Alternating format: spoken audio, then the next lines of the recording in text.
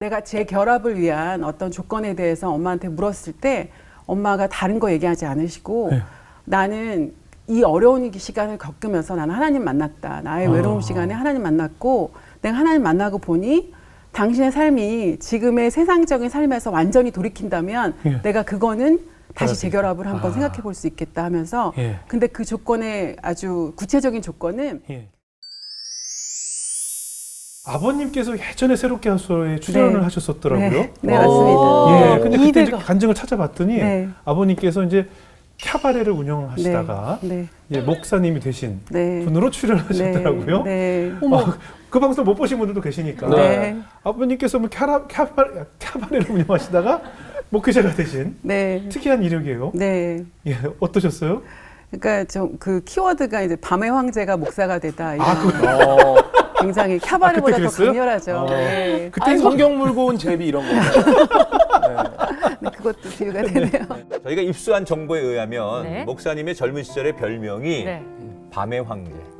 그 당시 이제 뭐 미용업사고라 제가 많이 하다 보니까요. 제가 그래서 네. 증거 사진을 입수했습니다. 그래요? 네.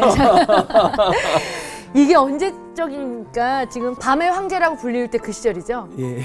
야, 지금하고는 완전히 다른 모습이세요. 예.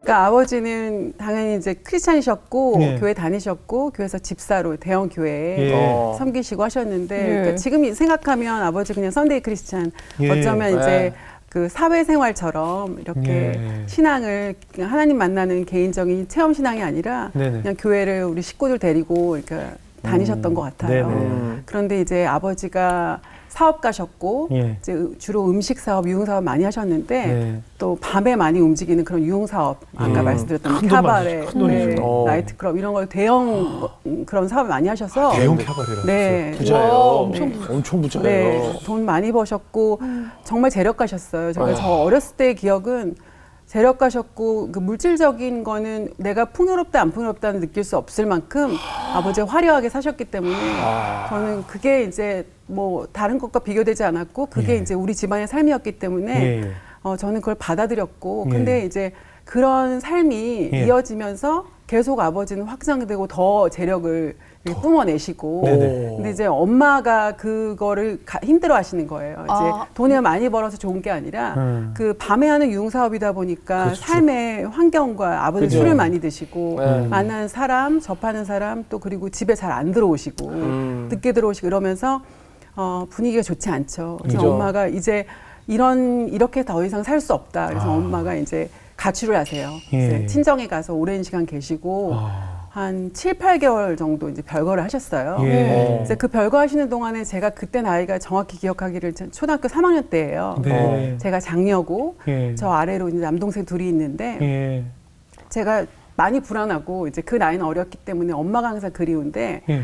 뭐 저를 돌봐주시는 이모나 이모님들이 계셨지만은 엄마가 너무 그립고 매일 밤마다 거의 울었던 것 같아요. 그러니까 어머님이 자녀들 다 두고 그냥 혼자 네네. 나가신 거예요? 왜냐하면 아버지를 움직일 수 없다는 걸 알기 때문에 아버지한테는 이제 자녀가 되게 우선이 있었고 네. 이 자녀를 두고 나가는 그거는 아버지를 가장 크게 자극하는 부분이었죠. 그런데 그 시간이 장기간이 되고 가끔 엄마 오셨지만 엄마 집에서 안 주무시고 또 다시 할머니 댁으로 가시고 하시면서 그 기간이 길어졌어요. 예. 그래서 전투를 벌이신 것 같아요. 굉장히 불안해하셨겠네요. 네, 많이 불안했고 저는 그 상황에 늘 불안했던 거는 엄마의 빈자리가 길어지면 길어질수록 제가 상황 판단을 빨리 해야 된다는 생각을 했어요. 예. 남동생 둘이 있었고 예. 제가 새벽에도 많이 깨어서 엄마나 뭐 아버지나 이렇게 얘기하거나 통화하거나 이런 얘기를 엿듣고 그 상황에 제가 어떻게 하면 대처해야 되나? 동생들을 잘 지키고 내가 어디로 붙어야 되나 엄마한테 가야 되나 아빠한테 예. 가야 되나 이런 거 예. 그런 어린 나이에 생각하지 않아야 될 것들로 그치. 인해서 많이 불안하고 예. 뭐 부유했지만 제 안에는 불안감이 항상 있었고 우울하다기보다는 항상 그 불안했던 게 있었어요. 그래서 그 불안감 때문에 뭐 그때는 제가 신앙으로 기도하거나 그랬던 것 같지는 않고 예. 항상 그 상황 판단을 하려고 그렇게 애썼던 것 같아요. 그게 예. 저의 어린 시절 얘기고 예. 결국에는 그래서 화해를 하셨나요? 네. 그래서 이제 엄마는 이혼을 요구하셨지만 아버지가 오랜 시간 동안 시간을 끄셨고 나중에 이제 정말 법원에 서기 일보 직전에 예. 아버지가 그래도 아이들을 지키는 게 엄마가 필요하다는 걸 철저하게 느끼셨어요. 예. 그래서 엄마에게 일단 원하는 조건 그러니까 내가 재결합을 위한 어떤 조건에 대해서 엄마한테 물었을 때 엄마가 다른 거 얘기하지 않으시고 네. 나는 이 어려운 시간을 겪으면서 나는 하나님 만났다. 나의 외로움 시간에 하나님 만났고 내가 하나님 만나고 보니 당신의 삶이 지금의 세상적인 삶에서 완전히 돌이킨다면 예. 내가 그거는 다시 받아들이겠다. 재결합을 한번 생각해 볼 수 있겠다 하면서 예. 근데 그 조건의 아주 구체적인 조건은 예. 지금 하는 모든 사업의 운영권을 나에게 다 넘기고 나한테 다 넘기고 내가 다 알아서 할 테니까 이것이 잘 되든 안 되든 내가 모든 것을 관리하고 당신은 하나님에 대한 공부를 하라고 이렇게 말씀을 드리죠. 그래서 아버지가 받아들였어요? 그 얘기를 듣고 네, 그거 아니면 안 돼. 왜냐면 엄마가 굉장히 강단이 있으셨어요. 대단하시다. 그저 애들 두고 8개월 동안 집을 비울 예. 정도면 강단이 있으신데 그렇게 말씀하시니까 아빠도 그러면 알았다. 뭐 내가 뒤늦게 공부 한번 해보지. 근데 네. 나도 조건이 있다. 네. 그럼 내가 신학교 다니고 공부할 테니까 나는 기본적으로 학비, 책값 이런 거 다 서포트 해주고 예. 네. 그리고 나도 기본적으로 내가 재력가에서 이렇게 모양 빠지게 공부할 수는 없으니까 내 품위 유지비, 네. 내 용돈 그 당시로 500만 원. 나한테 그게 500만 원, 월 몇 500만 원 년도예요? 필요하고. 굉장히 오래전이죠. 오래됐죠. 35년 전 35년 전에 된 500 거죠. 네. 500만 원이요? 네, 뭐 500만 원 요구하셨고 주유비 이런 것도 다 별도다. 별도다. 이렇게 하시는 거예요. 그러니까 엄마가 그런 거 아랑곳 안 하고 그런 게 그 다 버는 거 다 당신 거다. 네. 그거 다 줄 수 있다. 네. 그 하나님 앞에 집중하고 하나님 알아가는 거 공부하라고. 예. 그래서 아버지가 정말 등록하시고 신학교에 1학년으로 이제 입학을 하시게 돼요. 네. 캬바레 사장님에서 바로 하루아침에? 신학교를. 네. 그러면 어머님이 좀 해주는 대로 몇 달 걸렸겠지만 500도 네. 주시고 네, 엄마가 전부 그 매장 그때 당시 캬바레 나이트클럽 음식점 이런 게 세 개, 네 매장이 개. 그렇게 많았어요? 네, 네 4개 개? 정도. 최대 4개까지 하셨어요. 아니, 네. 어머니는 그리고 갑자기 전업주부에서 갑자기 그 운영이 가는. 엄마도 그 전에 조금 도움은 있으셨지만 그래도 이제 전체적인 매니징 하실 수 없는 분이 아버지를 변화시키겠다는 그런 목적 아래 어머님이 그것을 다 이제 관리하셨어요. 그러면 이제 아버님도 어떻게 보면 극에서 극으로 이제 변하신 네. 건데 네. 그럼 자녀들도 변화가 좀 생겼겠어요, 생활에. 네. 일단은 아버지가 신학교 생활하시는데 일단은 처음 들어가셔서는 학교 조금 다니시더니 못 다니겠다는 거예요. 그지. 이유는 아니 뭐 하나님에 대해서 공부하러 가보니까 다 이렇게 신학생들은 어렵냐. 맞아. 너무 어렵고 내가 밥 좀 같이 먹으려고 점심시간에 네. 이렇게 밥 먹자 그러고 보면은 다 점심시간에 다 사라진다는 거예요. 어머나. 도서관 간다, 뭐 성전으로 간다, 산으로 간다. 그래서 아니 밥 먹을 시간에 왜 어디를 이렇게 다 이렇게 사라져서 자세히 봤더니 이 사람들이 배고프지만 밥 먹을 돈을 아끼는 걸 보신 거죠. 아버지가 너무 화가 나서 하루는 이제 그런 해프닝을 엄마한테 얘기하시는 거예요. 내가 너무 승질나서 다 우리 반 식구들 다 데리고 가가지고 롯데호텔 그 에비뉴 가서 예. 뷔페로 다 사겠다는 거예요. 그러면서 이제 아버지는 너무 세상적인 가오가 많이 있으니까 이렇게 굶고들 있어요. 화가 나서. 아버지 사이즈 나오시고. 네, 그렇게 하셨다는 거죠. 아버지 멋지시다. 근데 이제 문제는 그날 하루 대접했어도 그 다음 그렇죠, 날이면 그렇죠. 또 또 똑같은 제자리. 상황이죠. 또 밥을 안 먹고 어디로 사라지는. 그래서 이제 아버지가 엄마한테 요청을 해요. 네. 내가 그래도 내 옆에 있는 사람들하고 같이 나눠 먹게 도시락 좀 싸달라고. 예. 그래서 엄마가 그러면 몇 인분이면 되겠냐니까 처음에는 뭐 5, 6인분, 10인분 이렇게 늘어나다가 나중에는 이 국통 사이즈, 밥통 사이즈에 맞는 게 최대가 35인분 정도 돼요. 네. 그래서 35인분의 밥을 엄마가 아침마다 국, 반찬 3개, 숟가락 신학생들을 위해서. 네, 수저통, 젓가락통, 뭐 물통 이렇게 해가지고 저는 그 당시 교복 입고 이제 중학교 때 학교 다닐 때인데 아침 일과가 아침에 일어나면 이제 국통 밥통 들고 아버지 트렁크에 넣는 게 저희의 일과 첫 시작이었어요.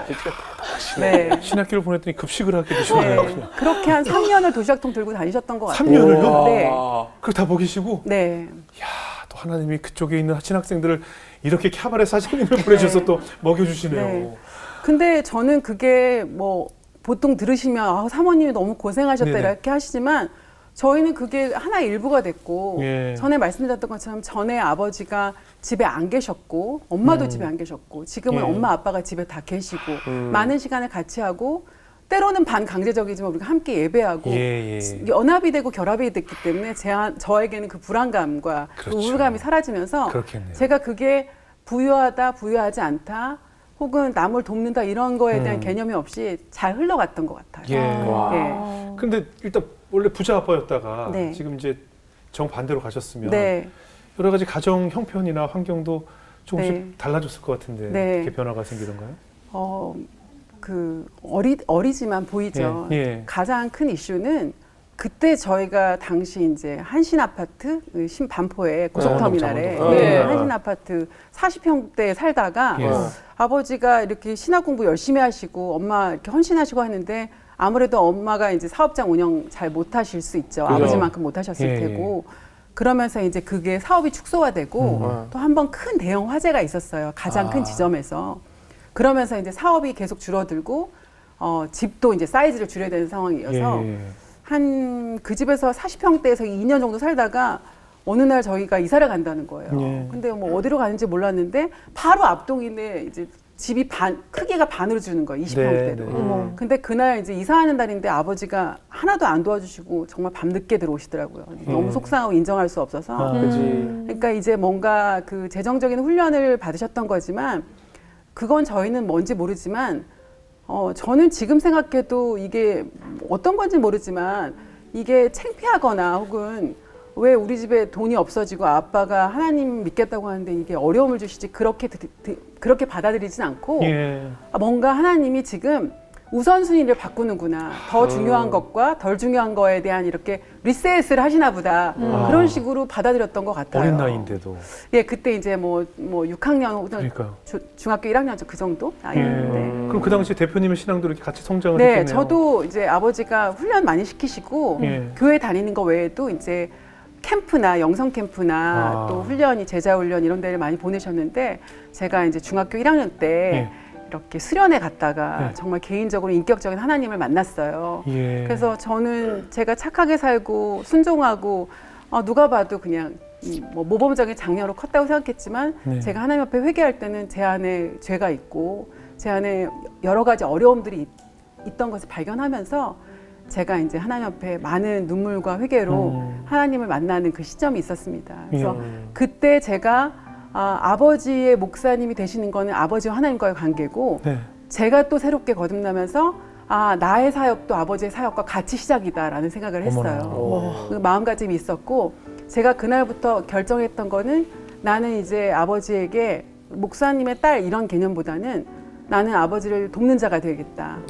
예, 그래서 빅 헬퍼. 나는 이제 오늘부터 헬퍼다. 그런 마음으로 제가 아버지를 마음속으로도 기도로도 또 아까 말했던 것처럼 아버지가 뭔가 하시겠다고 하시면 제가 뭐라도 들고 내려가는 그런 행동으로 옮기는 그런 딸로 이렇게 네. 결심을 했군요.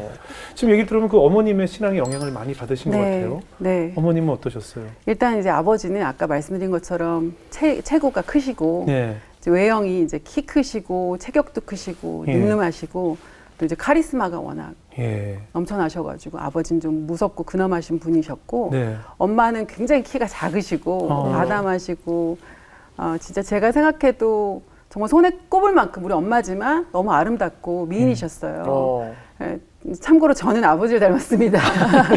네, 그래서 저는 이제 엄마의 그런 외형적인 아름다운 모습과 그 내면의 강함이 저에게는 많은 영향을 주었고 또 엄마가 제가 지금 조금 전에 고백한 것처럼 엄마는 강단이 있으시고 한번 결정하면 아버지 그 산만한 아버지를 움직일 수 있을 만한 그런 마음을 가진 분이셨어요. 네. 그런데 이제 아버지 목사로 이제 만드신 분이 어머님이라고 생각하고 엄마 그렇게 하시고 10년을 넘게 이제 개척하면서 10년 얼마나 열정적인 시간이에요. 이 시간을 정말 열정적으로 하시다가 이제 항상 피곤하고 사실 저희 키우는 것보다 이제 목회에 굉장히 많이 초점을 두시던 그런 상황인데 엄마가 이제 가슴이 땡긴다고 가슴이 뻐근하고 땡긴다면서 부인과에 가셨는데 이제 유방암 발현돼서 진단을 받으셨어요. 그래서 암 판정을 받고 암 판정 받으셨는데 이제 기존에 들어있던 보험금으로 또 보험금이 꽤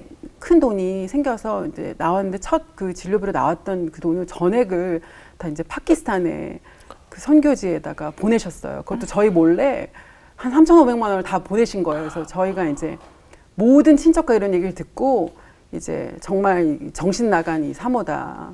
어떻게 자기 몸을 돌아보지 않고 그렇게 하느냐 하면서 이제 비난도 하시고 뭐라 야단도 치시고 하셨는데 그의 엄마도 이제 치료도 받으시고 뭐 항암 치료, 방사능 뭐 다 치료 받으셨죠. 받으시고 하셨지만 잠깐 그 암이 주춤하다가 네. 이후에 또 이제 피부 쪽이나 또 뇌 쪽으로 전이가 전이가 돼가지고 됐어요. 이제 엄마가 이제 하늘나라 가셨어요. 아, 네, 언제 가셨어요? 제가 이제 29대. 네. 아. 네. 근데 벌써 이렇게 한참 됐죠. 주님이 그때는 너무 원망스러우시겠어요. 왜냐면 나를 이렇게 바꾸시고 우리 가족을 바꾼 엄마를 네. 이렇게 데려가셨다 그러면 너무나도 원망스러우셨을 것 네. 같은데. 일단은 아까 잠깐 말씀드렸지만 이제 엄마가 되게 아름다우셨잖아요. 네. 네, 여자들은 자신의 아름다움을 그렇죠. 이제 지켜가고 싶은 게 있는데 그렇죠. 그렇죠. 그 엄마의 그 아름다운 모습이 점점 소멸되는 거예요. 예. 근데 보통들은 우리가 아름다움을 소멸한다는 거는 살이 마르고 뭐 머리카락이 빠지고 이런 것들은 대부분의 이제 암 환자들의 어떤 모습이지만 네. 저희 엄마 같은 경우는 그것과 더불어서 피부암이 오면서 아. 가슴 절개한 위쪽으로 암 세포가 위에 자리 잡는 거예요. 그러니까 피부암은 암덩어리가 표면에 드러나잖아요. 그래서 제가 그때 처음으로 제 인생을 통틀어서 하나님께 하나님 원망이 아니라 왜냐는 질문을 그렇게 많이 했던 적이 없던 것 같아요. 네. 근데 원망하기는 너무 힘들었어요. 왜냐하면 엄마가 원망이 없는 거예요. 아. 가장 원망을 해야 될 사람이 엄마인데 엄마가 너무 그분에 대해서 순응하면서 이 땅에서의 사역이 끝났다고 생각을 하시고 하늘에 대한 천국에 대한 소망을 너무 가지시니까 엄마가 하나님께 원망이 없는데 제가 거기서 하나님 원망할 수가 없는 거예요. 그렇지만 엄마 앞에서 못하고 제가 엄마가 계시지 않는 제가 혼자 있는 곳에서는 하나님 왜 이렇게 하시는지 분명히 답변 주셔야 됩니다. 네. 네. 그 답변을 알아야지 이거는 이렇게 우리가 어떻게 나머지의 일생을 엄마가 천국 가셔도 제가 살 수가 없습니다. 그렇게 고백했었어요. 네. 어머니에게 생전에 좀 물어봤어요? 네, 엄마한테 많이 여쭤봤죠. 어머, 네. 엄마 하나님 원망 안 돼? 왜 엄마가 다른 사람이라면 또 모르겠지만 엄마가 어떻게 했는지 하나님 제일 많이 아실 분인데 엄마 자꾸 천국의 소망 얘기 그만하고 그게 하나님께 맞지. 좀 살려달라고 아니면 조금 더 가족들하고 있고 싶다고 그렇게 하면 안 되냐 그랬더니 엄마가 그런 부분에 대해서 기도하라고 기도하면 하나님 그거에 대해서 답변 주실 거라고 내가 너한테 답변을 줄 수 없다고 하셨어요. 그래서 정말 임종 한 이틀 전에 엄마가 아빠 저희들 앉혀놓고 기도해달라고 나는 이제 천국 갈 준비가 다 됐다고 하시고 그래서 아버지는 그 당시 어떤 미친놈이 와이프 죽는데 기도하는 남편이 어딨냐면서 뿌리치시고 밖으로 나가시고 너무 괴로워하시고 가장 힘들어 하셨죠. 예. 하셨지만 저희가 그 과정을 다 지키고 엄마가 천국 가시고 나서 장례를 치를 때 네네. 저희 안에 확신이 왔던 거는 네. 아 엄마는 천국에 가셨다는 확신이 저희에게 모두에게 분명히 있었고 네. 가족뿐만 아니라 그걸 지켜보는 성도들이나 우리 지인들이나 친척 모든 분들이 아 정말 윤경자 사모는 천국에 갔구나 하나님 곁에 갔구나 이 땅에서의 모든 수고를 마치고 갔구나 우리가 지금 슬프고 그리워하는 것은 이별 때문에 우리가 이 땅에서 이별하니까 볼 수 없으니까 그것 때문에 슬픈 것이지 죽어서 슬프고 꼭 죽는 것만이 재앙이나 악재는 아니구나 그런 것을 느꼈어요. 그래서 저희가 장례식 때 정말 만날 때마다 손님이 올 때마다 예배 드려서 100번에 가까운 예배 드렸던 것 같아요. 작은 예배를. 그러면서 장례식 때 저희가 그 천국에 대한 경험을 했던 것 같아요. 네. 그 하나님께 끝없이 물어봤던 왜 네. 질문에 대한 답을 스스로 깨닫게 네. 되신 거네요. 네. 네.